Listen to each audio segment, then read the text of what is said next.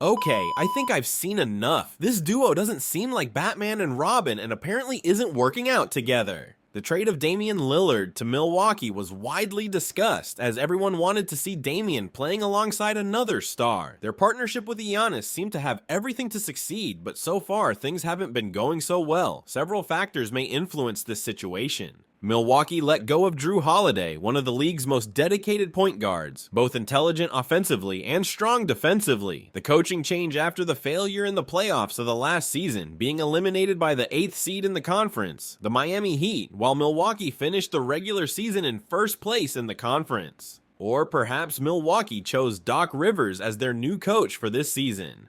Milwaukee fans must be tense, as Doc Rivers has had excellent teams in his hands before and still failed in the playoffs, having only won one NBA championship with the Boston Celtics in the 2007 to 2008 season. After that, he had good teams as well, such as the Philadelphia 76 ERS. Even with Joel Embiid and James Harden on his team, he didn't perform as expected, as in other times. A combination of factors has prevented the Milwaukee team from performing as expected. This team hasn't been impressive and apparently lacks confidence for the playoffs. What's really happening? Why can't this team perform so well? I believe the main problem is Damian's lack of adaptation in Milwaukee. We don't need to talk about what Damian did in Portland, his incredible plays, numerous threes, and the famous Dame time.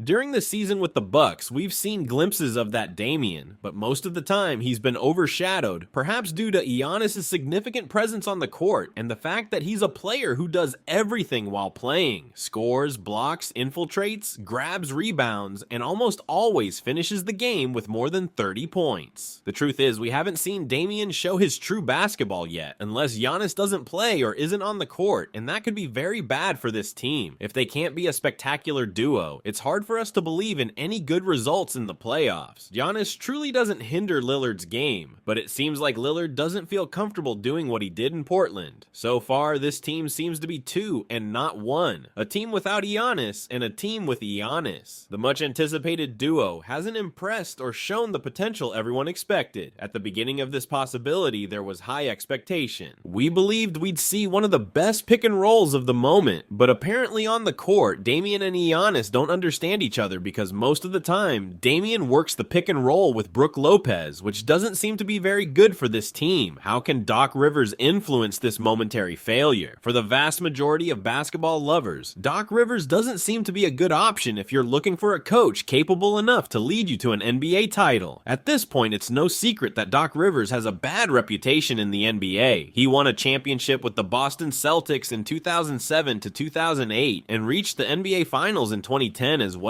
But the main criticism of Doc Rivers was the fact that he couldn't capitalize on a legendary core with Kevin Garnett, Paul Pierce, Ray Allen, and John Rondo, and only won one championship with that legendary core. Of course, they were a bit older, and at that time, the concept of building such teams was relatively new, at least for the NBA in the 2000s. But since then, he has had several opportunities with very strong cores to win championships and simply couldn't. His next opportunity came with the Los Angeles Clippers, which featured names like Blake Griffin, Chris Paul, who was still in his prime, DeAndre Jordan, and JJ Redick. And when he couldn't make it work with the Clippers, he had another chance with the Philadelphia 76 ERS. And when it didn't work with the Philadelphia 76 ERS, he took a few months off from coaching, and then he got the opportunity to coach the best team in the Eastern Conference. And so far, it's been a disastrous start. In my opinion, it will be a very big surprise if this team performs well in the playoffs. Any result other than that will be unexpected. What do you think about this? Do you believe the problem is the coach? Do you think Damian's mind is somewhere else? Leave your opinion in the comments. Share with your friends, subscribe to the channel, and leave your like. Until next time.